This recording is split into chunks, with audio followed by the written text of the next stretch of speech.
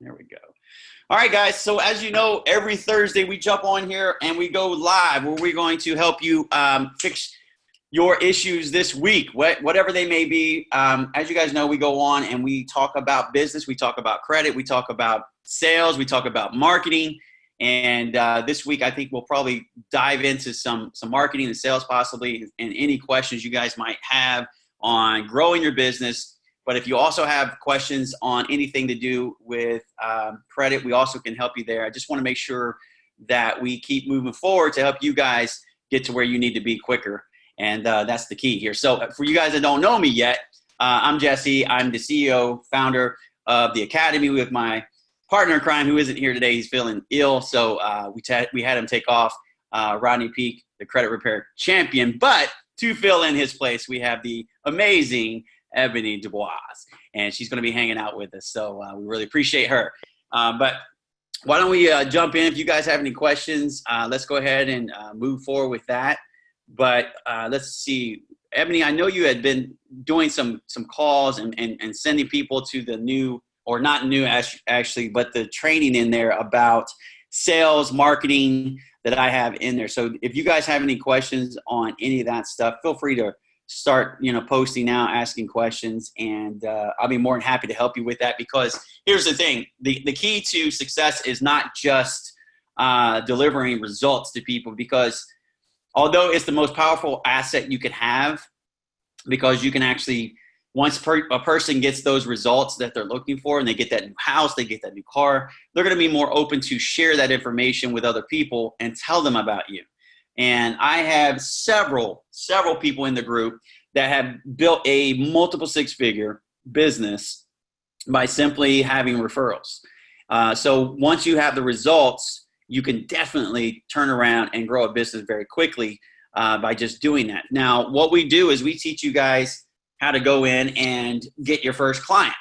So for you seasoned veterans that have, 4, 5, 6, 700 clients, this may not be important to you, right? Because you're at a point that you passed that. But what I want you to understand is, even with having more clients, it's still important to keep your knife sharp, right? It's still important to keep that knife sharp, because things change very quickly in this industry.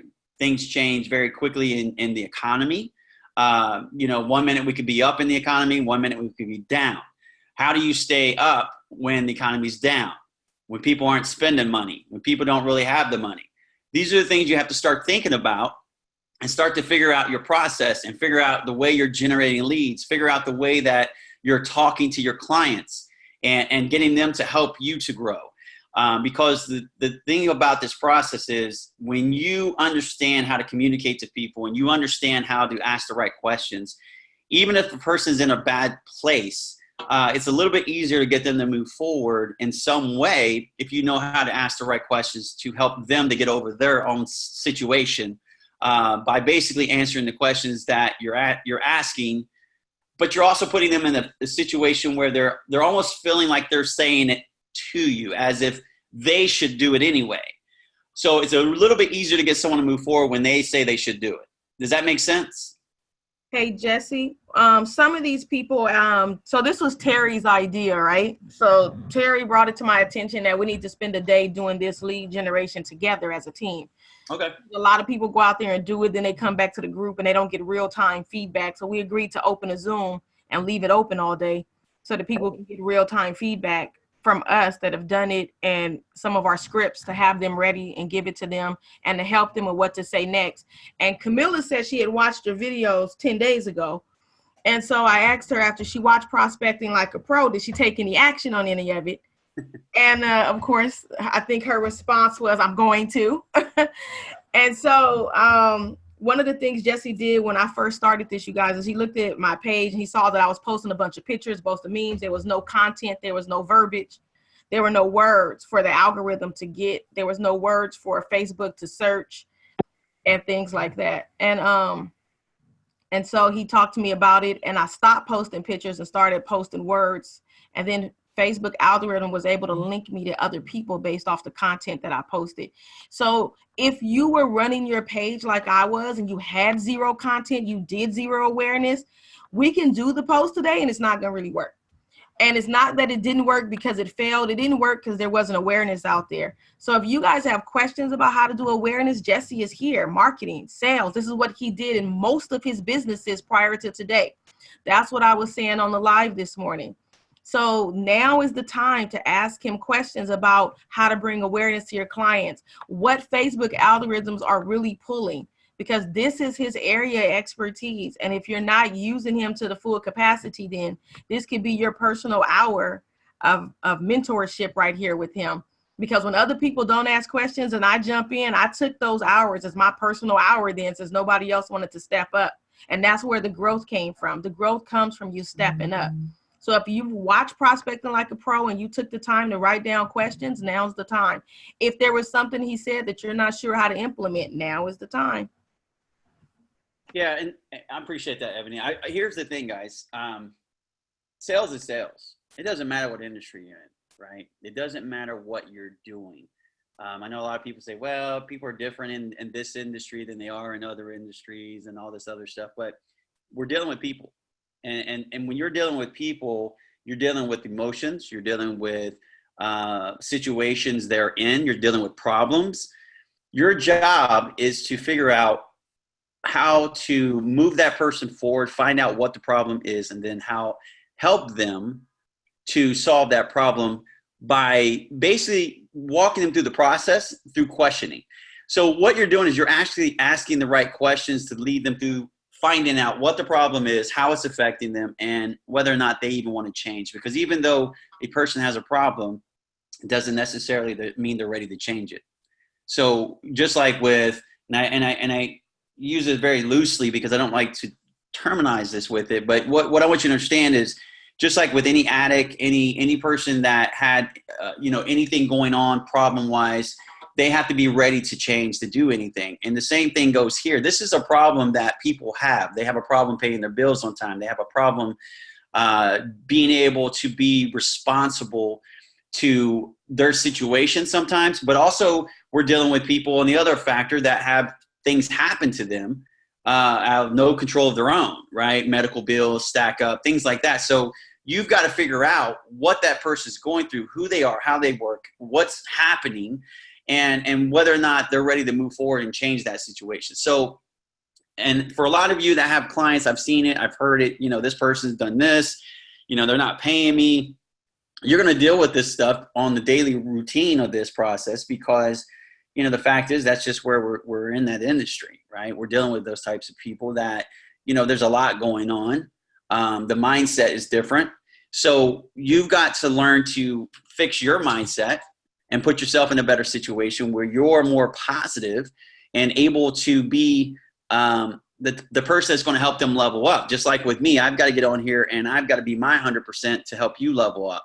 So, but again, you've got to do the same thing for your clients, right? You've got to be able to figure out how and what and when to move that person forward, right? So that's kind of what it all comes down to. Now, I did in the video that I did and that Prospect Like a Pro, there's a whole walkthrough where I'm showing you exactly how to say what to say to a client. Now, listen, guys, I get it. Some of you are veterans. You've been around a while, doing this a while. You have a lot of clients, and you've got those clients through systems that you've created. You've got those clients through the way that you're building your business, and that's amazing. It's a process. But for you guys that are still trying to grow, I'm telling you, there's a lot of things that you just don't know that you don't know. But just by stepping up and being in these calls and asking questions and learning from people like Ebony, who learned from me, right? I basically asking me questions. She just soaked it up. And now she's got her business up to a higher level. You've got people on here. I see a lot of faces on here that have a lot of clients, and they didn't get there through, just going out and hoping that people are going to come to them. They went out and they hustled. They went out and they talked to people. They went out and built systems. They went out and they just kept grinding the process and learning more and more. And then as they started to do these things, the results started happening, the people started coming, and they built a very successful business that are still growing. So I hope each one of them are listening right now to know that they still, and myself included, we all have room to grow. I'm always listening to other things to help me grow so I can be better for you. So you want to do the same thing for your clients. So again, I digress. I just want you guys to understand that. Now, if you have questions on that, here's the thing. James Butts, I see him on there. He actually went and printed out my the sales package that I actually gave you guys. It actually tells you exactly what to say in a conversation.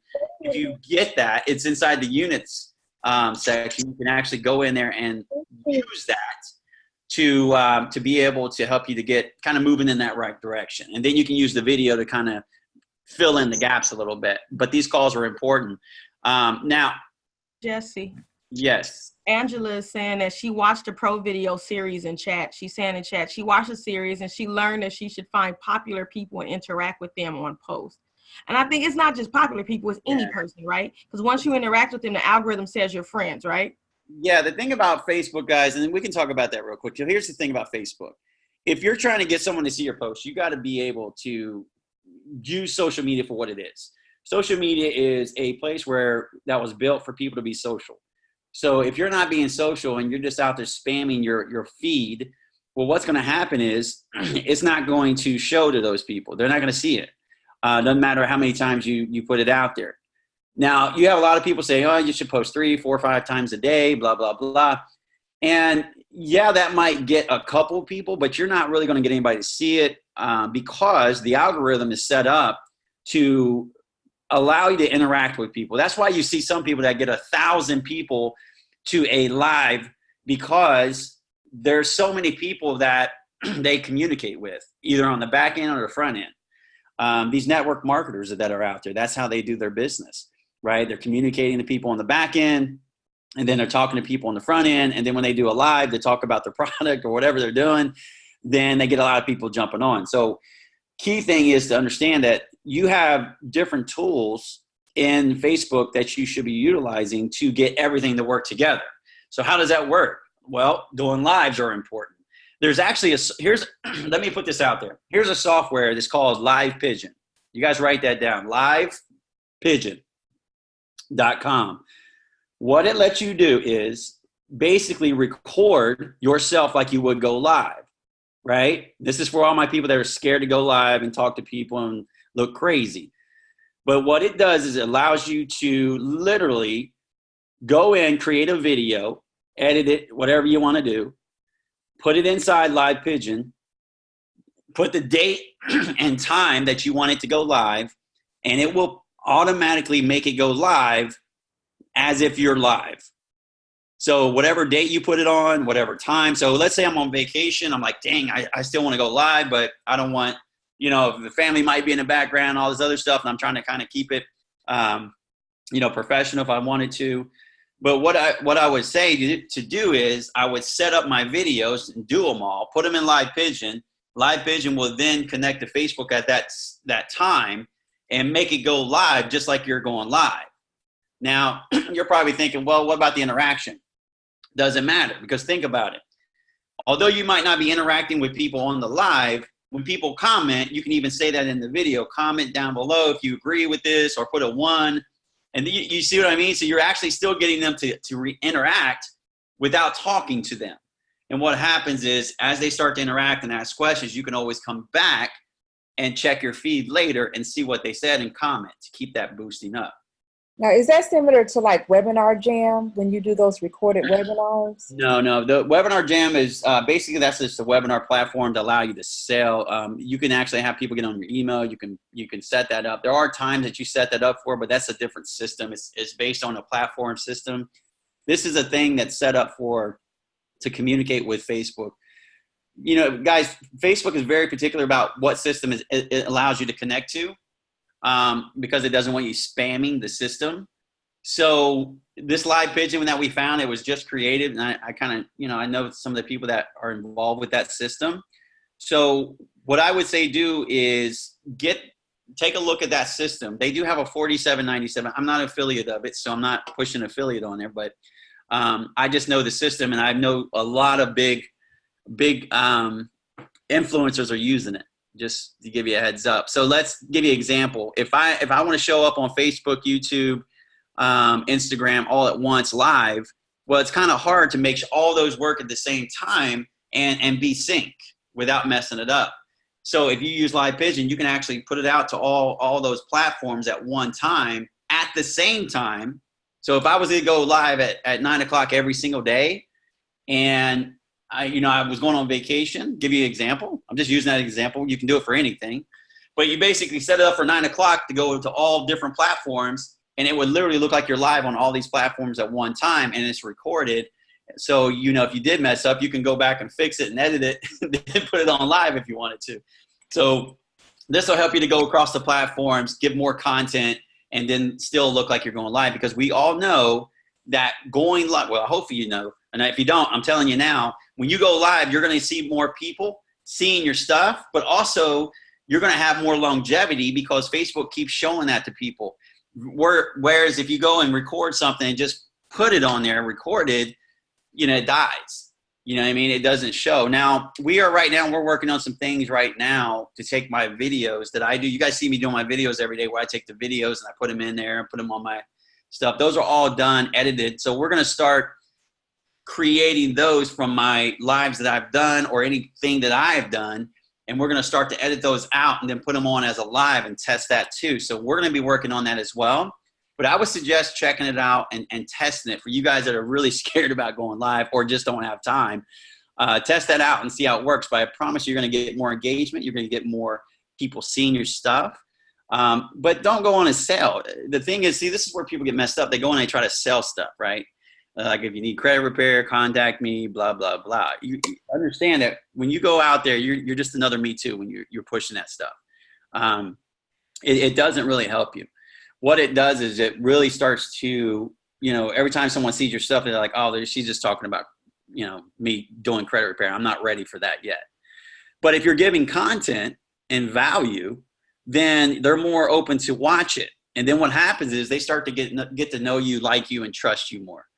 And then at that point, when they're ready, then they're going to probably reach out to you, right? So what I'm trying to do is I'm trying to get you in a place of creating a flow, a system, a process that allows you to keep people moving forward in some way. So when they're ready, they'll reach out to you. So you're not having to chase people down. You're not having to reach out to people. You're not having to, always trying to chase the dollar, right? And if you have enough of those systems in place, you're going to have a lot of leads coming in. And I heard Ebony talking on the thing, a lead is one thing, but a customer is another. And that's so true, because the thing is, a lead is not a customer until they take the first action of whatever that might be, right?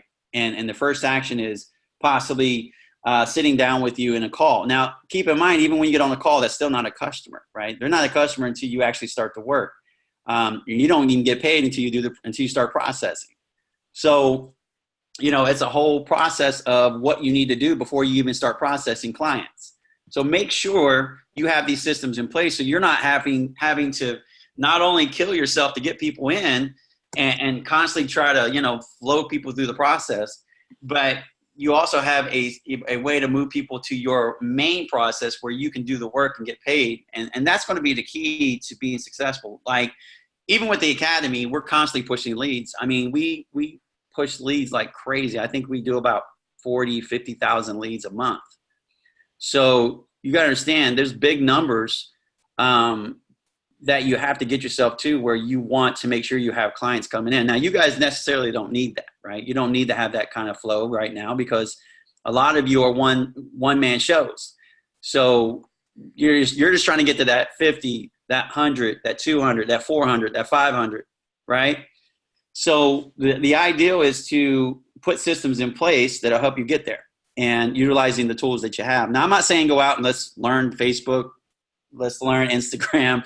There's so many people pushing different products all the time. You should be on Instagram. You should be doing this. You should be doing that. You need to be on one thing and learn how to do it first. And then once you learn how to do the one thing, then you can progress into the other. Now, I'm not saying don't create content and put it on those other platforms. What I'm saying is don't be spending all day on Instagram thinking you're going to get a client there and then come back to Facebook and try to master that too, because you've got to learn where you fit best in. If your jam is Instagram, go learn how to do Instagram, because now Instagram has all kinds of stuff. The lives, you can actually go on there and do live. You can go on there and do stories. You can go on and do post. But what we're finding right now with Instagram, even if you do a live and then connect it, it'll actually post it on your page live, post it on your page, and you'll get more people seeing your live coming to your page. So the really cool thing about that is, like, I'll do content and I'll post it in that live. It'll actually seem like a live.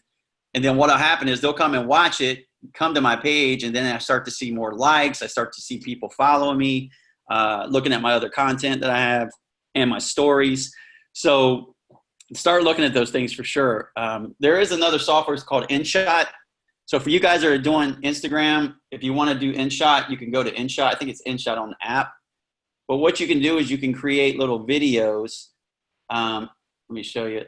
So little videos on InShot that will post to Instagram. So, you know, with Instagram, if you put a video on there, it's going to be all big and you can't really see what it is. But an InShot will make it smaller where you can actually see the video, and you can actually put different things above it and below it. So if you see my videos, I'm doing that. I'm using InShot to do those things. And you can actually, it allows you to remove the water spot. What is that? The watermark that they have for InShot. You can remove that on each video at least one time. So you never have to even buy anything from them. So it's really cool opportunity to get some free stuff to use that. So definitely would check that out. InShot's a good one.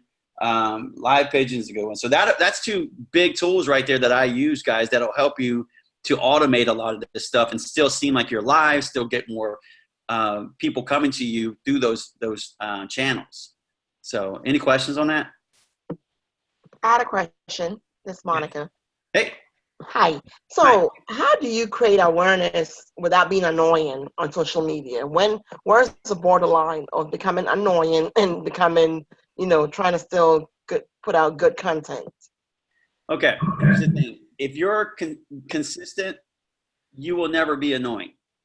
If you are always just posting out when you want something, that's when you become annoying. So let me explain that. If you only post when you want to sell something, that's annoying, right? Nobody wants to buy from anybody. But if you're consistently putting out great content, you're never going to have someone think you're annoying. They're going to be like, man, this person is consistent. They're always giving great value. They're going to tell people about you. And listen, if you have someone thinking that you're annoying for helping people, then maybe they just need to bounce anyway, right? I mean, it's not really something you should spend your time worrying about. You got the haters are going to hate on you regardless. I get haters hating on me all the time, and all I do is give value, right? I don't sell anything. In a lot of my videos, I'm like, hey, go get a free letter, even, right? So I don't pay much attention to the haters that are going to, you know, put their 2 cents in a lot of times, because do they really matter to you? If you wake up tomorrow, are you thinking about that person? Probably not. And the thing is, they're not even thinking about you. They're just putting a little 2 cents in to kind of feel important at that moment, right? So that's really what it comes down to. Is it's a lot of people just have something to say and not a lot to really even say to really be educated about what they say. Like, I hear it all the time. Just pay your bills on time. They'll post that on our ads all the time. Pay your bills on time. Well, that right there tells me right there the person's clueless, right? They have no clue what they're talking about. And I don't even waste my time explaining it to them. You know, if I went into every person that said something silly and I try to say, well, no, it's this and da-da-da-da-da, you know how much time I would waste on those people? And they know that. They count on you wasting your time on them. That's what they do. They want you to waste time on them, so they feel like they're doing something.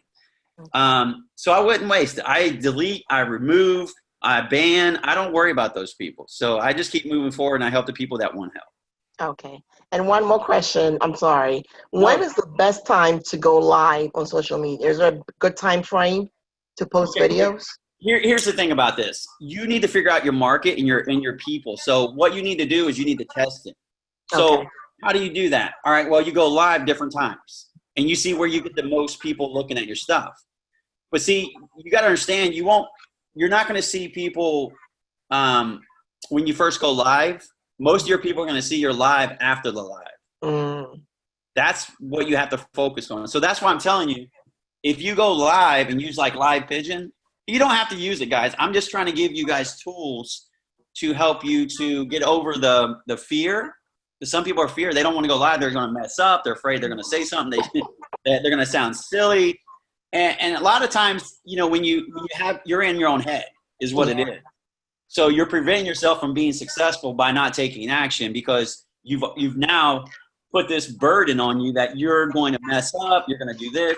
But I promise you, if you go live, you're going to see more people reaching out to you because they feel that you're more genuine, right? And you're more real, and you're not this fake entity trying to sell them something, right? So that's the really cool thing about going live. It really helps you do that. So hopefully that makes sense. Can I get one last question? Sure. Somebody else is asking. Okay. So when you're going live, right, is it best to do it on your personal page or on your business page? Well, it depends. What are you trying to do, right? So here's the thing. You can go live on your personal if you've got more people on there. Okay. You're probably going to get more interaction on your personal because you have a lot of people you probably, and you're going to have more people that are going to be there versus a business page. Not a lot of people have a lot of people on a business page. Okay. So here's my process understanding this. If you're new and you're just getting started and you're afraid to go live on your business page where nobody is. Mm-hmm. Then you can take that live and either download it, take that same live and put it into something like Live Pigeon and then have that live you can use it twice, right? And then put that out on all the other things. Or you can just share that live to your personal page, right? Now, the only downside of sharing it is you're not going to get a lot of people coming to look at it as much as you would if you went live on your personal page. Okay. So that's what I would suggest. Just look at what makes you feel better or it's easier for you to feel more comfortable. Because the thing is, again, do you have a problem getting in front of video and going live, or are you okay with doing it? Both. I'm getting better. I've been practicing. Okay. By doing recordings, and I'm getting better at it. I don't have a fear of public speaking, but I have a fear of talking too fast when I'm in front of people. So I'm trying to get a good pace going, and then I can, right, be great. Well, I don't want you to have to be great. I want you to just go on and help people. So here's where, again, what you just said is what most people, it prevents them from doing anything is, I want to make sure this is perfect. Never going to be perfect. If it's perfect, you know what? A lot of people actually will have a harder time believing you if it's perfect. Okay. Because what you have to understand is you're on here trying to help people do something that, they don't know how to do, right? Or they don't have time to do. So what you're trying to do is you're teaching them something, right? Again, you just don't want to go on and sell, all right? And this is where people get kind of confused. All right, well, what do I say and how do I say it? And when is a good time to really sell? So, and I've referenced this before. You have things like Gary Vee's jab, jab, right hook, right? He talks about this all the time. Gary Vee, he didn't sell anything until probably his first book came out, which was several years later when he was actually selling his own stuff, but he did tons of content. Now, I'm not telling you that's what you need to do because we're running businesses here, but what I'm saying is, you have to start thinking that way. So your jabs are literally content, right? It's explaining things. The really easiest process that you can go on and start sharing are just the basic things that people are having misconceptions on, right? Like, no, just pay your bills on time. Talk about that in the live. Why that's not, the actual situation. Talk about things like the 35, 30, 15, 10, 15, or 10, 10. Talk about things like that most people don't know about, right? You can talk about credit card stuff. So what I'm trying to do is I'm just trying to get you in a place where you can start to communicate and talk about things. Although you feel that other people are talking about it or already have talked about it, it's coming from you. That means because you're good. Right? So, okay. hold still, but whoever's moving, it's very loud. So what I want you to understand is basically just be yourself, right? And people are going to relate to you, not this entity that, or this thing that you're trying to create, right? Be yourself, and you're going to start to see more people reaching out to you in that way because they think they can relate to you better, right? People don't do business with businesses. They do businesses with people that are in those businesses. Okay. Right? So you got to understand, you got to be a person first and be open to asking the right questions. I'm going to mute you for a second, Monica, just for a second. But open to asking the right questions and being able to make sure that you're listening. See, that's where a lot of people also go wrong. They don't listen, right? They ask questions, and then when someone starts to say something, then they start to basically feel that what they're about to say is one thing. They start to talk over them, or they don't ask the right questions to go deeper. And what I mean by that is if someone says they have bad credit, okay, well, how do you mean by that? Or a lot of people were like, oh, okay, you got bad credit. What's your score? That would be the first thing that most people would say. Oh, well, what's your score? Because they're thinking, oh, I can fix their credit score, versus finding out what the actual problem is, right? Instead of saying, well, how do you mean by that? How do you mean your credit's bad? Well, I have, XYZ score. Yes, but why is that so important to you now that you changed that? What's going on in your life right now that you want to change, that you need, a better score? So again, is understanding and then being able to communicate that. So what you want to do is when you go live, you got to start thinking, what's the problem? What problem am I fixing, right? What problem do we need to look at that people have? And then you go on and you start to talk about that problem. And then you talk about how you possibly help someone else solve that problem. See, now you basically turned it into a story, right? And you talked about that same problem that someone else might be able to relate to. And then you talked about how you help someone else solve that problem, right? You're not really saying, hey, I can help you if you have this problem. You're saying how I help this person. And then, in the video, you can say if that's something that, is you're having a problem with, you can also comment down below and we'll see if we can help you with that, right? So you would definitely make sure you talk about the problem and how you help someone else. And then if someone else can relate to that, then they always can reach out to you at that point. But just be sure that you're not doing a lot of those reach out to me type thing. Try to get more value up front. And if you do that, you're going to see more people opening up to you. So hopefully that helps you, Michael. I'm just getting a lot of feedback on that. Yeah. The other question that was posted in here, Jesse, was from Angela. She wanted to know, is it possible to remove a watermark on Instagram? I'm not real sure if that applies because most people have watermarks. You put it on your item that you're putting on Instagram. So I'm not sure what you mean. Instagram doesn't have a watermark. I don't know what you mean by that. Watermark. Can you unmic and ask? I don't know if she can unmic or not. I'm not sure. Because I can't rephrase it because I don't really understand. Okay, I'm here. Oh, here she go. I was talking about the InShot for Instagram. He said you can remove the watermark, and I was asking how can you remove the watermark? Yeah, if you go and do you have InShot? Nope, not yet. Okay, so when you download InShot, you can. I have it on my phone.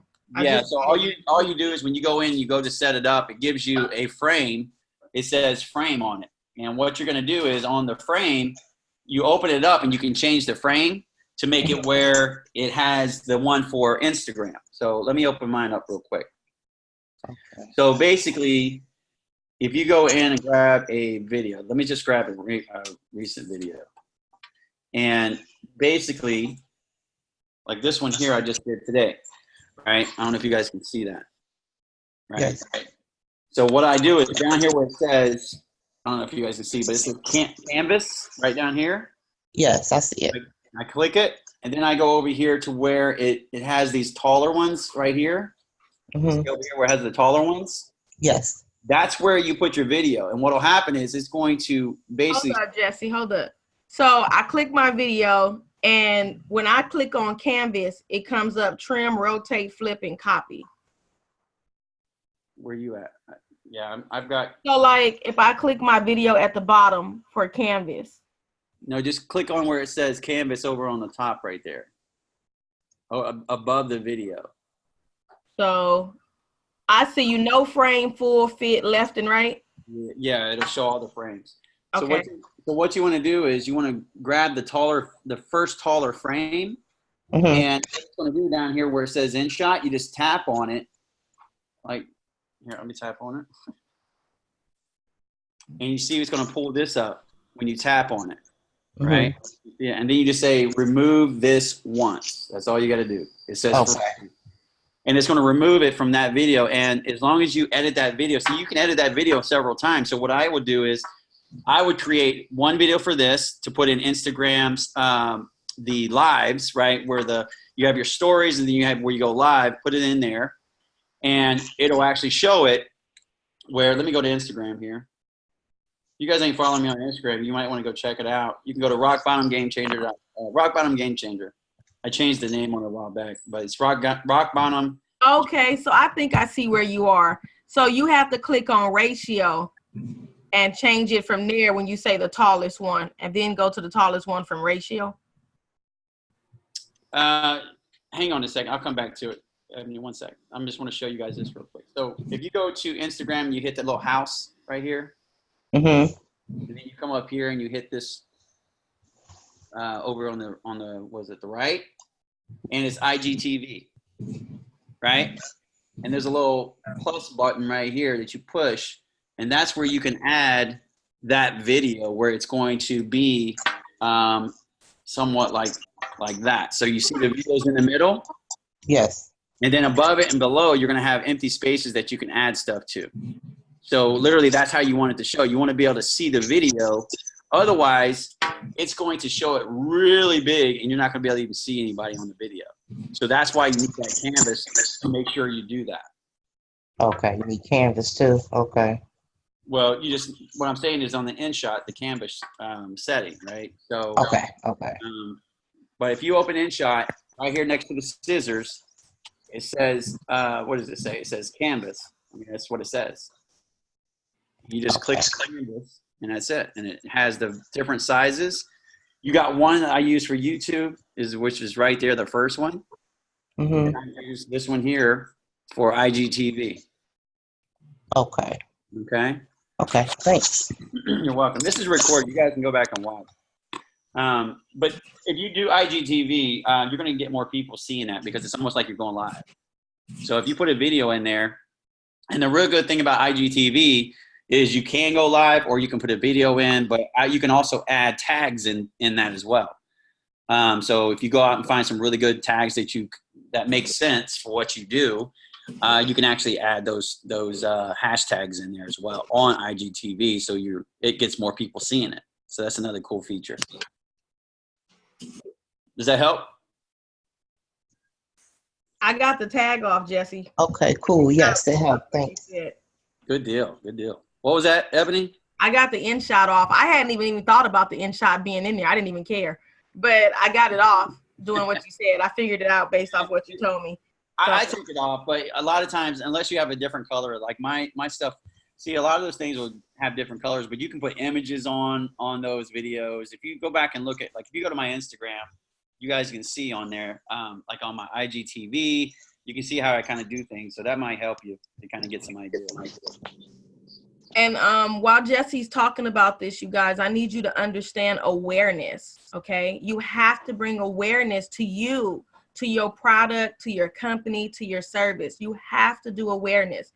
So you can't jump up and post something and think 50 people finna sign up with you. They don't even know who you are. They don't know if they like you. They don't feel like they know you.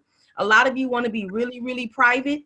And I promise you, you can communicate on social media without telling people all about your family if you choose to, okay? You don't have to do that, but awareness is vital. Like Jesse was saying, talk credit, talk about what you do, talk about myths, talk about things that are controversial.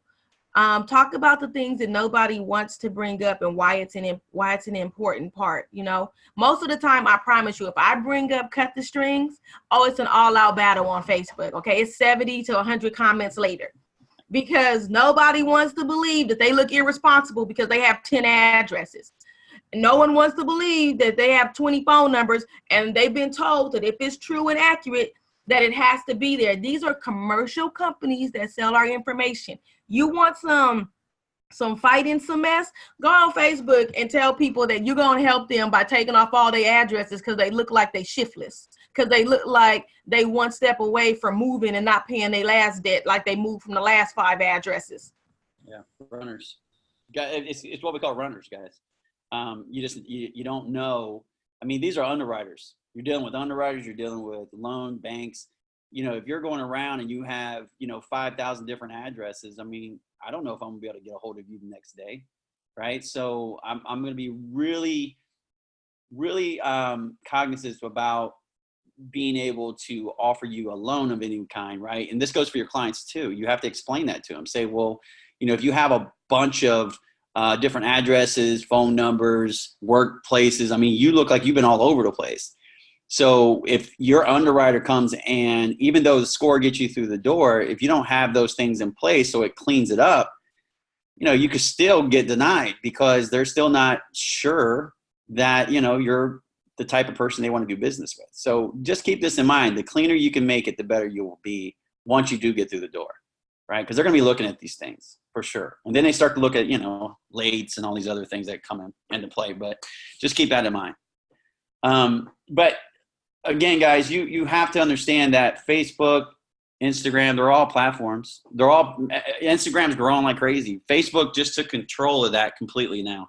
I know before they had a different CEO and everything of Instagram, they stepped down and Facebook took over. Although they owned it and have owned it, they finally have taken over. The privacies have changed. A lot of the things that you see on Facebook are going to be the same on Instagram. So you got to understand when you start to see the changes, a lot of those things are going to be based on what you can do on Facebook. So if you get good using Facebook and then you start playing with Instagram, you're going to start to see a lot of these things will help you to be better on both because of the way the platforms are set up. Doing stories. You guys know you can do a story on Instagram and it actually saves it to your phone immediately. And you just go and add it right to your Facebook story, right? Or if you have it connected to your business page, you can actually have it automatically put your story in on Instagram and Facebook at the same time. So there's a lot of variations that you can play with the two platforms that they automatically give you anyway. So start getting used to that. I'm trying to get better at stories. But here's the thing. If I'm doing it, and I don't have to because I'm generating leads like a beast over here, and I'm going to be honest with you, don't you think you probably should be doing it too? Right? I mean, if you're wanting to grow a business, you've got to be out there putting yourself out there a little bit. You got to be out there generating more opportunity. I mean, I create videos all the time. I'm putting stuff on Facebook. I have a team that creates content for me through my videos that I do. Why do I do all that? If I'm generating leads like crazy already, why do I do all that? Because I'm playing the long game, right? I'm playing the long game. The more content I get out there, I know if I put one video on YouTube, I'm going to at least get one view a day at least, right? So think about that. If you had 1,000 videos, quick videos, anything, and I'll give you an example. Let's say you do a Facebook Live and you take that Facebook Live, you download it, you cut it up. There's software even on your phone or your iPhone that you can cut videos up, guys. I don't know if you know that, but you can. It's called iMovie. Very simple. So if you have an iPhone, you can grab that download, put it on your iPhone or on your computer, cut it up a little bit, or have someone on Fiverr even do it for like $4 or $5. And basically you can take that video and put it on different avenues. You can actually just take the whole video and put it on YouTube and basically have that as another way for someone to find you. So think about this. If you have, all these videos that you did one time and you put them on all these platforms, let's give you an example. You do a live, you take that live, you download it, you put it on YouTube. You can actually go to InShot and grab icons on InShot that says subscribe. If you go to my YouTube channel, you'll see on mine, I have this little thing that points down that says subscribe. I get that from InShot, right? So I put that on YouTube. I'm getting at least one view a day from each one of those videos. So if I put at least one video in let's give you an example. I put one a day in, and I take one video, I cut it up, I make several different videos. I've got one video per day I can put in based on one video that I created. Then I take those videos and I have them automatically being put on YouTube, and we use targeting type of headlines that we go get, like that makes sense with the video, of course. But what happens is people start to go to those videos and they start to subscribe to your channel. They start to watch the video. I have a link going back to the free letter that I give out for the cut the strings. So basically what I'm doing is I'm driving one person to each video a day at least. Now I get more than that, but what I'm trying to do is give you an idea. So let's say you have 1,000 videos up. That's 1,000 people a day going to your website, possibly, right? That's free traffic. Now, imagine taking the same 1,000 videos and have it on Instagram, on YouTube, on Facebook. You now have 3,000, 4,000 different opportunities for someone to find you. Okay, so you got to start thinking, how can I get more opportunity out there? If I don't have a lot of money and all I have is more time, what should I be doing? Well, creating content, right? Creating content like a beast and putting it out there, and putting yourself out there a little bit and getting people to see you, because people do business with people they know, like, and trust. And how do they get to know you, like you, and trust you? Through video, through seeing your face. If you see a commercial over and over again, eventually you're probably going to at least pay attention to it. So what you have to understand is you've got to be out there, putting yourself out there as much as you can, because even though you see people seeing your video, that one person that might do business with you may not have seen any of those videos. And all it takes is that one video that they see. So you've got to understand that you're playing this long game. You're playing in a big pool of other people that have the same game that you're in. So the only way that they're going to see you over them is you've got to get out there more. So just like you hear people saying, you will never outwork me, right? You've got to get that mindset. And how do you do that? You put yourself out there as much as you can. How do you do that? You create content as much as you can. And what do you do with that content? You get it, you cut it up, and you do as much as you can with it, right? You don't just do a live and that's it. You get that live, you download it, you put it on YouTube, you find some good titles for it, you put it on Instagram, you go to InShot, you create another video, you put it on the IGTV. You also cut that up and you put it on your story. You guys see me doing that. I'll put daily stories out with that on there.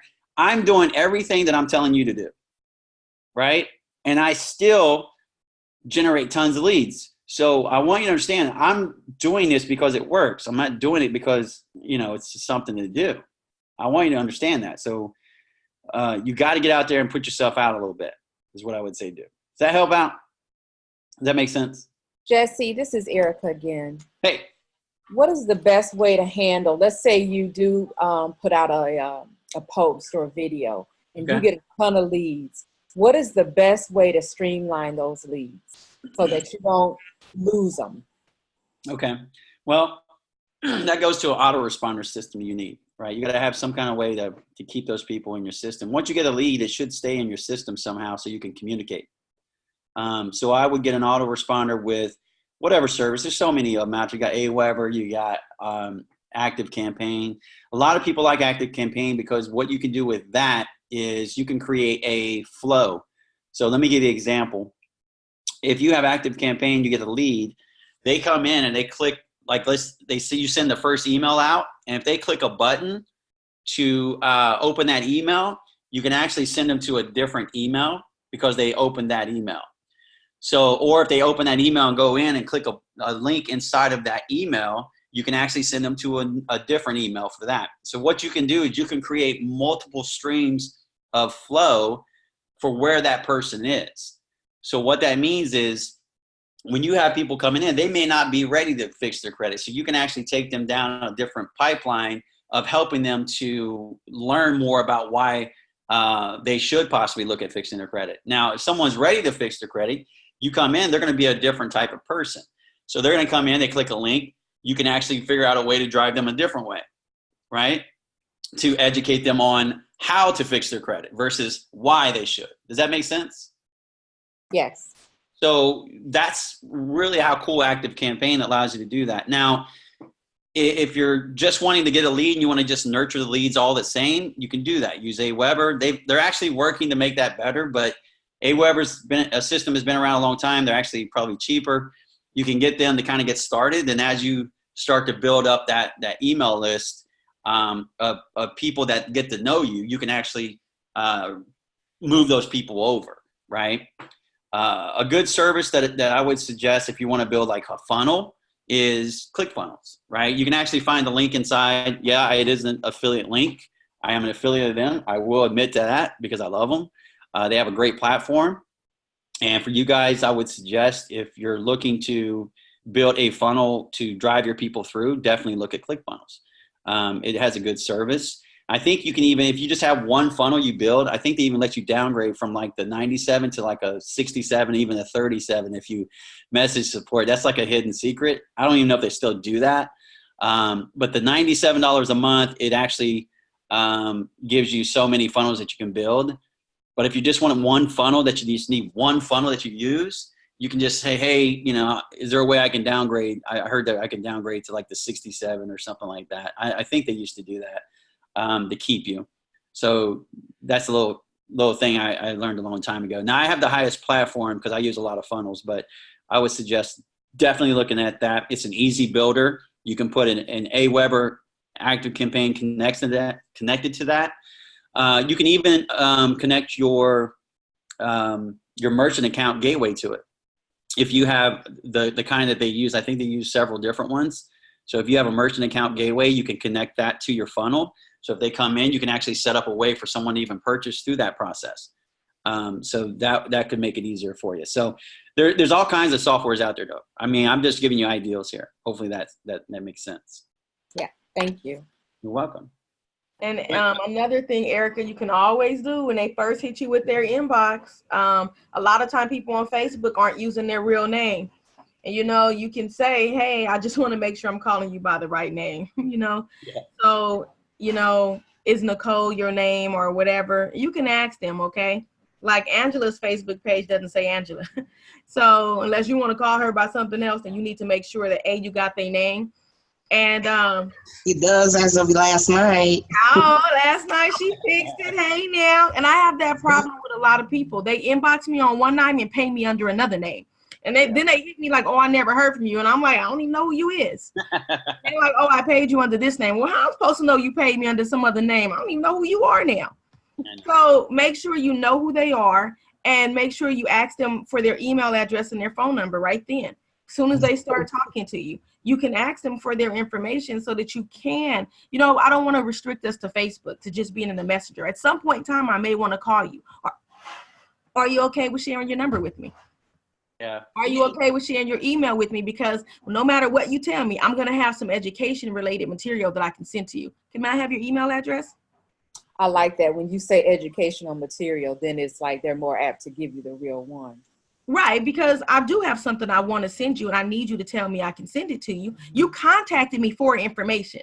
So I'm hoping that you're open to receiving the information. Yeah.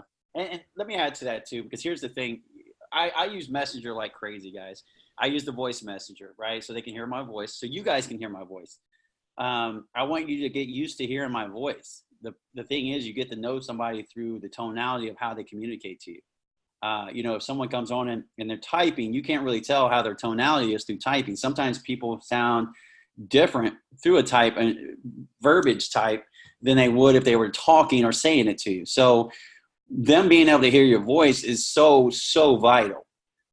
So they can hear how you come across to them, and they will definitely be able to choose if they want to do business with you, right? Because if I even talk to someone and they say something to me a certain way, and I'm like, I don't really like the way they said that to me, that turns you off, right? So you can kind of, it almost will prevent you from moving forward with that person because you just don't know at that point. So get used to being able to use your tonality to really engage with people to move them forward. Also asking the right questions, like Ebony just mentioned. If you have somebody who comments on your video, right? Let's say you do a live. Let's say they comment. Maybe they just said hi, or they say, oh, that's great information. Or they even like your video. I'm gonna give you an example. And I think I go over this in the prospecting like a pro videos. It's been so long, but if someone likes your video or something, you can basically reach out to that person through Messenger and say, hey, Erica, I saw that, you were watching my video today and liked it. I want to say thank you for supporting me. I really appreciate that. But I was just curious, what was it that attracted your attention to that video in the first place? You see how I do that? What attracted you to that video in the first place? I'm just curious. Oh, I was watching. I saw that you were talking about XYZ, talking about how to fix your credit or how to get your score better using the 35-30. That was really cool stuff. And okay, yeah. Well, tell me a little bit more about yourself. What was, what's going on now? I mean, is this something that is it affecting you, or is this affecting someone that you know possibly?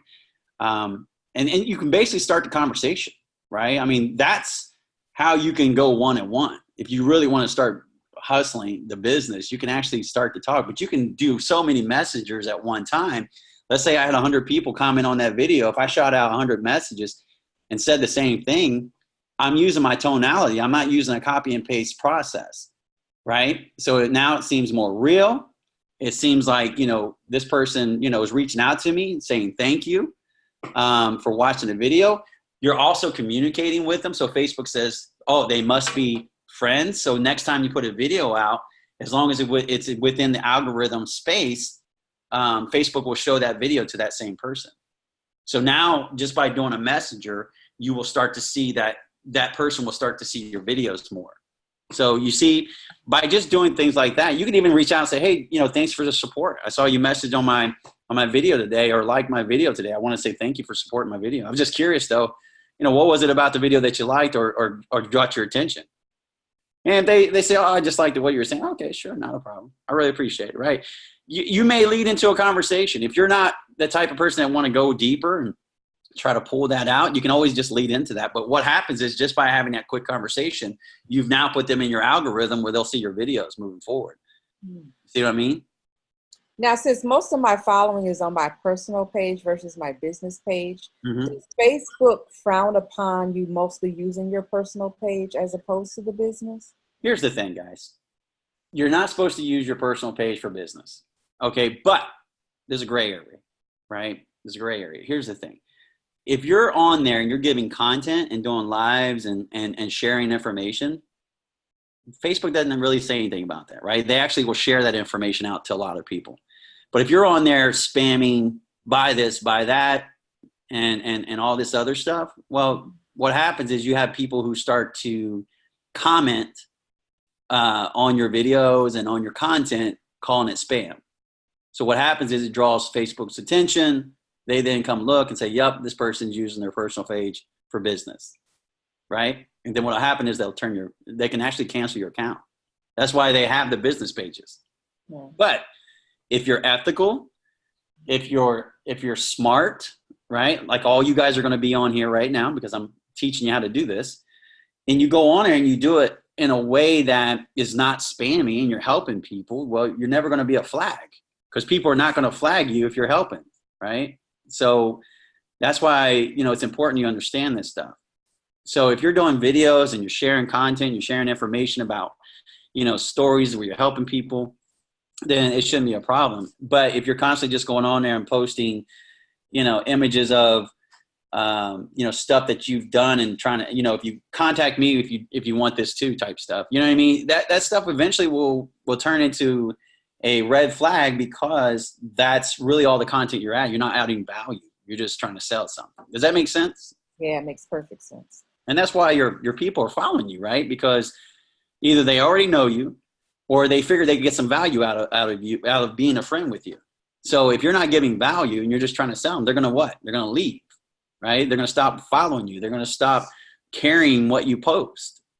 That's why when you post a picture of your friend, right? Let's say you go on a trip like we just did and you post, family shots.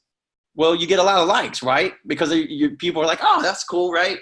So what you do is you kind of mix it up a little bit. You do a little bit of business. You do a little bit of, a little bit of fun.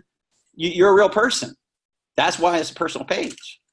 But if you're just constantly posting, stuff on there to sell stuff, then they're going to probably look at that. Now, if you look at my page, I mix it up, but I don't mix it up as much as I used to.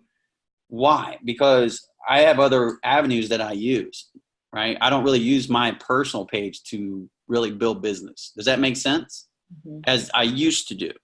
Why? Because I have a lot of different avenues that I use now, right? I take video, like I'll put video on my personal page and I'll post pictures of us here and all kinds of stuff, but I only post once a day, right? I post once a day in there. I put it in my free group so they can see it because I'm giving value there every day. And then I put it in my stories, and then I put it on my Instagram, my YouTube channel, and I'm done. I do it one thing in the morning, and I do post it, guys. I don't have someone posting it for me. I get up in the morning. I got my team that sends me the videos. I then take it, and I put a header, a title on it. I put it on all the channels, and I'm done. That's it. And then I just come and help you guys the rest of the day. That's really what I do. So for you, though, if you're just starting your business, you don't have leads coming in, you probably need to be more aggressive, right? Because when I first started the academy, I was very aggressive, right? And what I mean by that is we had 3 different groups, right? We had 3 different groups that we were building. A lot of you actually were in those groups 3 years ago and came to Ebony was one. I mean, we have a lot of our founding members that came from that group, the first group we built.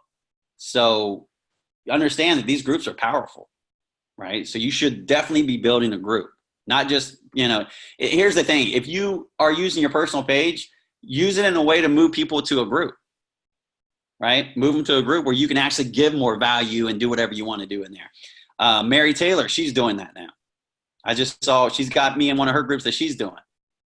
There's a few people that do that. And it's just things that I'm teaching you guys to do that they're taking action and they're going to see the benefit from. So definitely start thinking about these things because these are the things that I'm doing. Although I'm still generating a crap load of leads through paid ads, I still do these things because I'm building longevity for the academy. So I like that suggestion as far as moving them from your personal Facebook page to your group. That's great. Let's go. Because here's the thing, Erica. Whoops. Here's what you can do. You can actually let's say you do lives or something, right? And let's say you reach out to them. And instead of saying, hey, how can I send you more information? You can always say, if you like, I can send you the link to my group where I'm actually giving this information in more detail, and I'm able to help you more in that group. And if you get them to that group, you create like units where you can actually have a step-by-step taking them through a process of basically how to fix, like educating them. And when they get down to the bottom, the last one is to reach out to you in some way, right? By that time, you've already done 4, 5, 6, 7, 8, 9 videos. If they go through all that and then they actually reach out to you, by that time they feel like they know you, right? And it's easier at that point. It's just like, all right, well, tell me a little bit about yourself, right? So it's almost putting automation in place for you. And think about this. If you take them through, if you put them in your free group, you also can have a way to get them on your email list in there because you can have a link going back to your emails where they can get updates sent to them via email when you go live in your free group. So you can say, hey, get on my list. And when I go live in the group, I'll send you an email out to let you know I'm going live where I'm going to share more education on this. You see? So now you have all these channels that are pushing them back to you in some way and building that relationship. Thank you. That makes sense? Yeah, golden. You guys got to automate this stuff, really. I mean, it's you can get yourself and you can use the tools that you have to drive people to this automation so you don't have to feel like you're selling. See, the problem is everybody wants to sell now. Oh, message me now.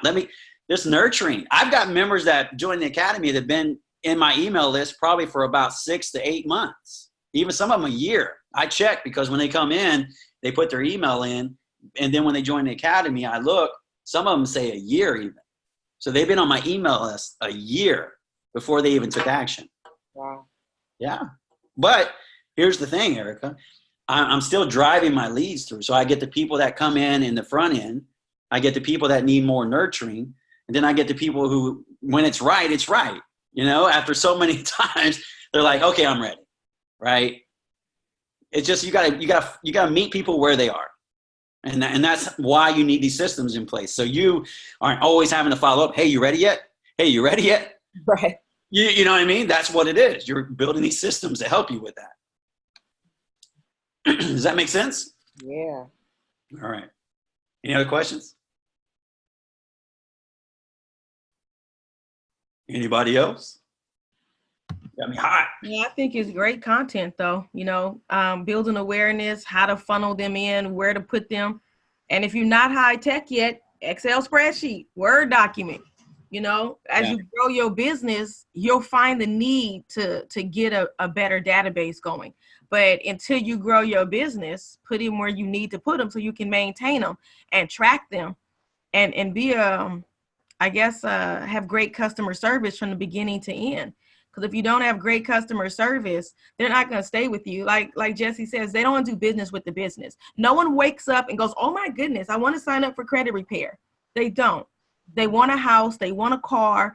They want a loan. They need a loan. Their transmission went out. Their furnace went out. Something happened and they need a credit card. So they're not coming to you because they just woke up and decided they were ready to transform their life. It's not. Something forced them into growth. Something forced them to develop. And it's up to you and how you utilize that experience that they're going through.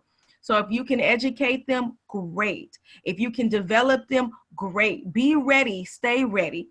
Have a script ready. Know what questions you need to ask. What brought you to my inbox? What made you take action today? Like Jesse always says, what made it do or die today? What made it need to happen today? And I need to know that answer, because when I tell you how much it costs, I need you to know that whatever that do or die reason for, it needs to be bigger than my sign up fee. That reason has to be bigger than my package fee. That reason has to be not your legacy of things, your house, your car, your thing, but your legacy in here, your legacy in what you teach in your kids, your legacy in what you're providing them through action and what they're seeing. So we have these things we accumulate and we call that legacy. It is the things we leave behind, but the legacy is what you did in here to obtain those things that your children watched you do. That's the real legacy. So when you talk to them from a place of growth and a place of, I care about you and I want you to be better, they'll respond with, oh, well, the customer service is really nice and I felt like she cared. They might not understand nothing we said about the pie chart, nothing we said about FICO scores, but all they're going to remember is that they thought you cared. They thought you cared about where they ended up in the end. You cared that they got a better APR. You cared that their loan rate went down. They may not understand nothing else, but it's the trust in the fact that you sounded like you care. Like I use that option for the phone for the tonality as well. When I talk to my clients, I use it. If you guys have been in any of my other Zooms in the Metro group, I tell you guys, put Messenger back on your phone. If you don't have it, download it for this, because you need that tonality and the conversation is going to run so much smoother. They can read you. You can say more than typing. You'll communicate better with them. And I find that some of them go ahead and download it and then so that they can answer me in verbal so I can get their tonality. And that really helps me to read the client prior to ever trying to get their number to get on the phone. First, I want to find out how badly they want the help. How badly they need something. And after you guys figure that out, it'll progress leaps and bounds, but you got to be present. Like you guys, if you're on my Facebook page, a lot of you are. I post memes, I post spiritual stuff, I post whatever I want, and I only ever hashtag my name. I never hashtag nothing else. I never hashtag my business. It's almost always my name.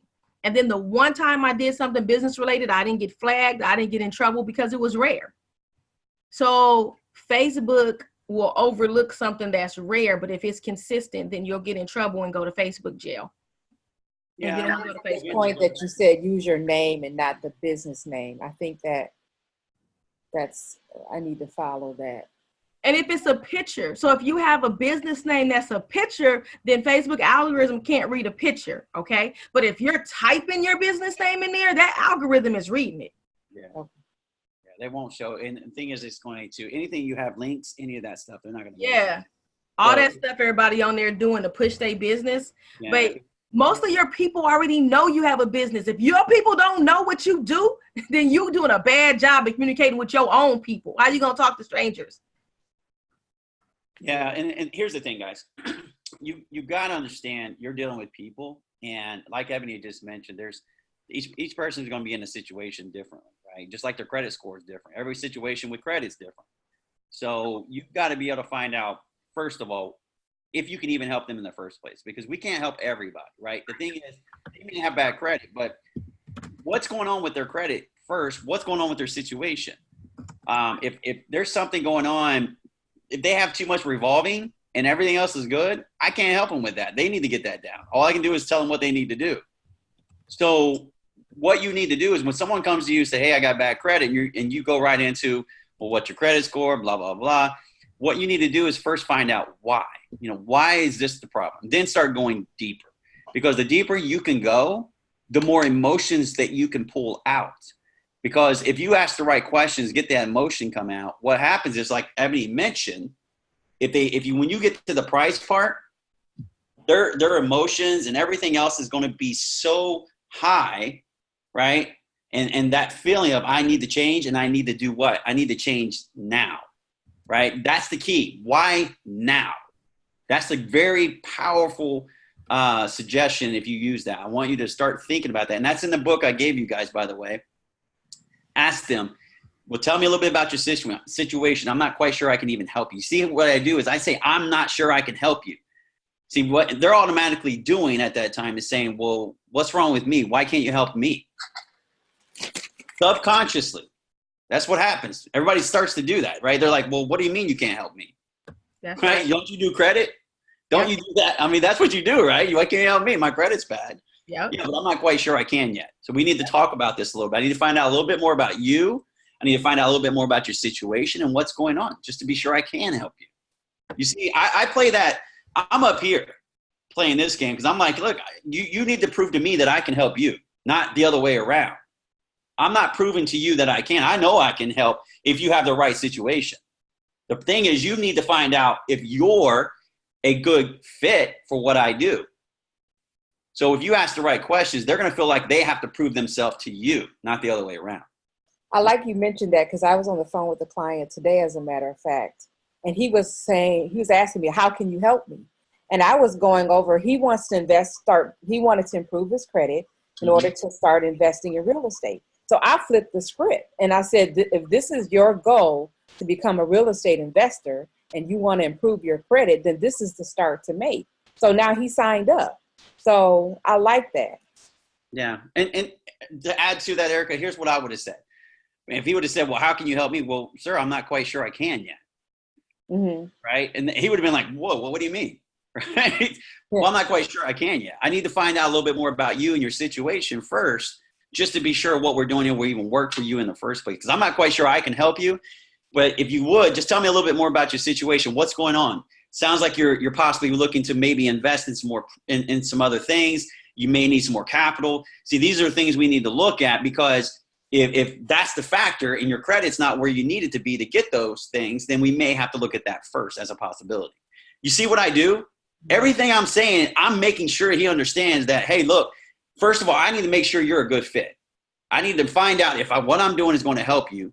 And then if it seems like a good fit, then we can move forward from that point and see what we can do. Not I can help you, see what we can do. See, because even when I get to the end, I'm still not sure I can help them until they say, yes, help me. Right. And then I got to find out all the situations. See, a lot of people like to go into what we call fact finding. All right, tell me what your score is. Tell me what this is. Tell me what this is. Tell me what this is. That's not finding out what's going on. That's just making a list and going through your list. Right. Nobody likes to feel like you're just fact finding, because that's not going to help them. I need to find out what's going on. So tell me what's going on. I'm going to write it down, and I'm going to look at all the variations of what you said, and then I'm going to ask you more questions based on what you said, right? So what I'm doing is I'm saying, okay, tell me about that. And then when he tells me, okay, well, why is that so important that you change that now? Key factor, why is that so important that you change that now? You see? Oh, because this. Yeah, but why now though? Why is that? What's going on with you right now that's causing you to have to do that? See, now he's thinking now. Because otherwise you get to the end and you say price, he's going to be like, well, let me talk to this person. Let me think about it, blah, blah, blah, because you didn't say now. This is a future thing, possibly. You see the factor here? Yeah, because I need to improve in my closing, because they'll say, well, I get paid next payday or whatever, because I need to be a better closer having them sign it right now on the spot. Take a good faith deposit. I learned that 3 years ago. Take a good faith deposit. Okay, let me $25 right now, and I'll take the balance in 14 days. Well, let me ask you this, Erica. Why do you think you're getting that at the end? Why do you feel that they're saying, well, let me do this, let me get back to you, let me think about it? Why do you think they're doing that? Because my sales skills need to get better.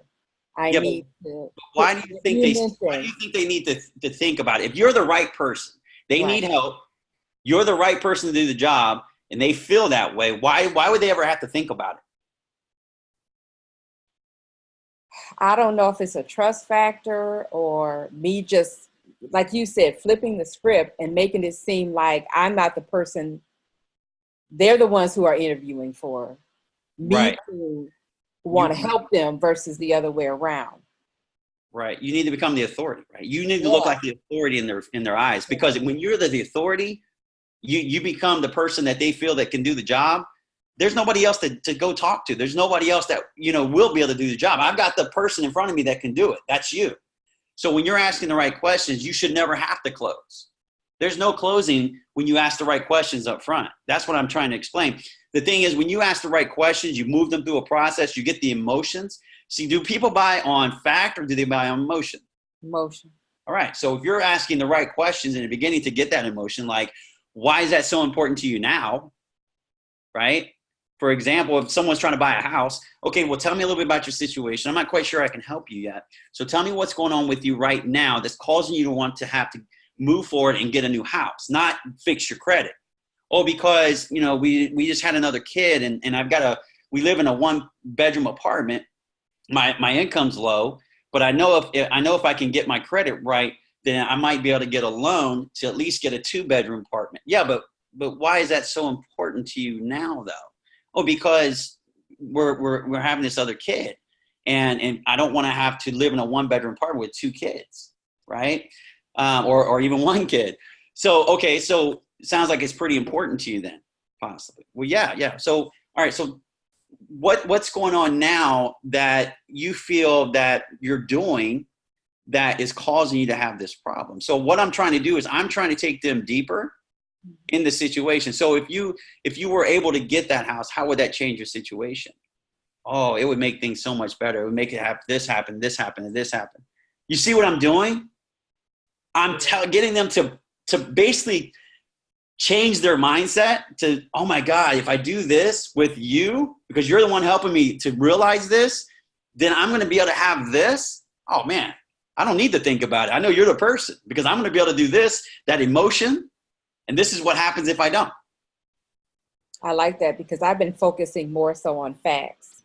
No more facts. No more facts. Always focus on their emotions and what's going on with them. Right. And if they're not willing to open up to you, then maybe they're not a good candidate. Right. Well, I apologize, but, unless, you can tell me a little bit more about your situation, I really don't know I can help you. Right.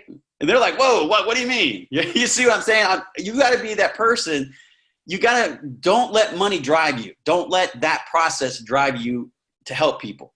When you understand how to help people the right way and move them through a process, whether they move forward and purchase it or not, you are going to be able to help them get over their crap in some way. So even if they come back, they're going to come back to you because you made them feel some way because they had that emotion.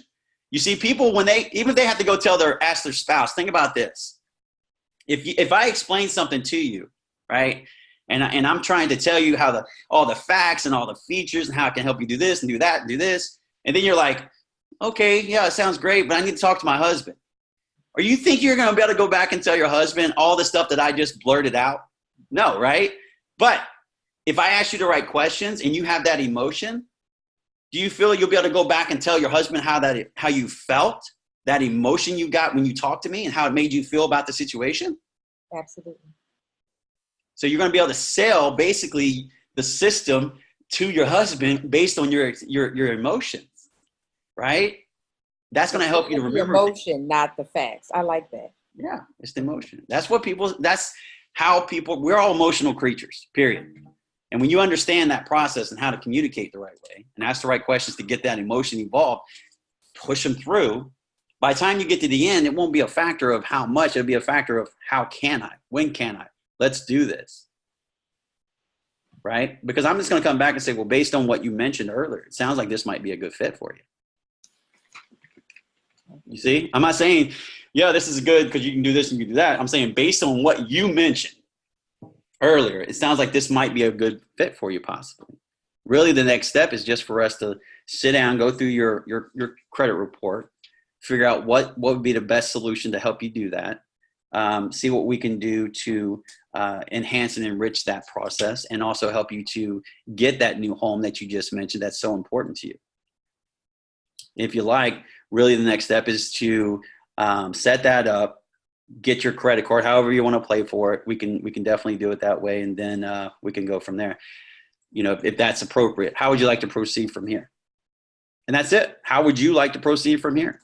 Not, okay, let's get this ready, and because even if you say that, they're gonna be like, well, I'm not ready yet.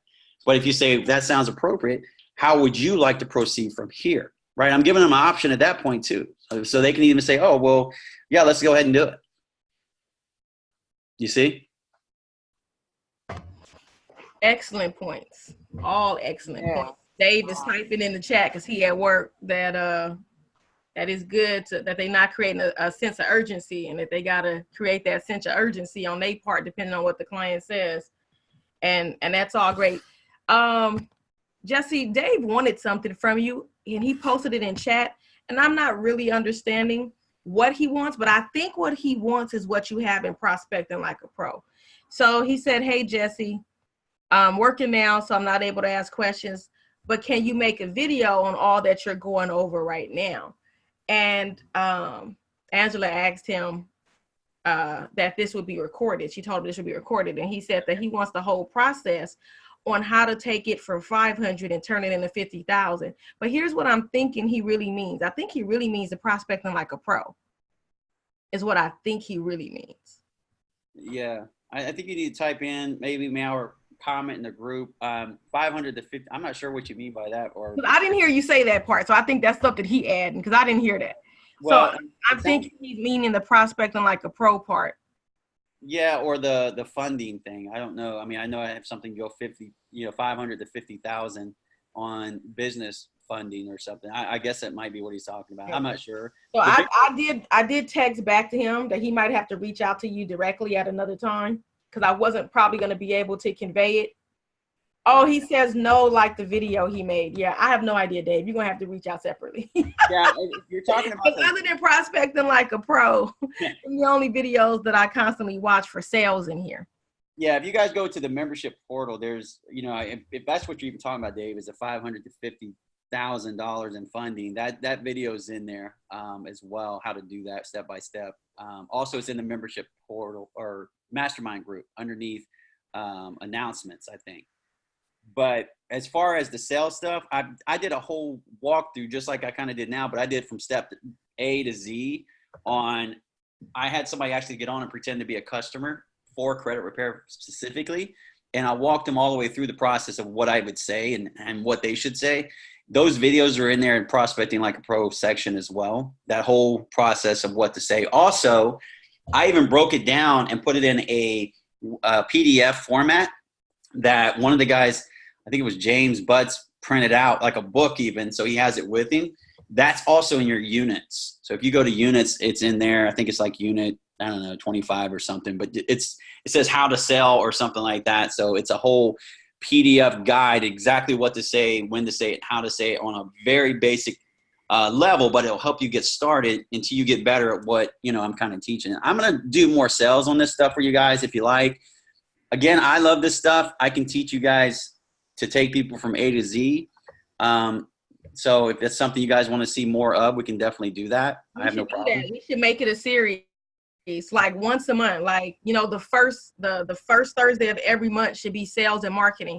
And we know that we're going to come in here the first Thursday of every month and get sales and marketing from you.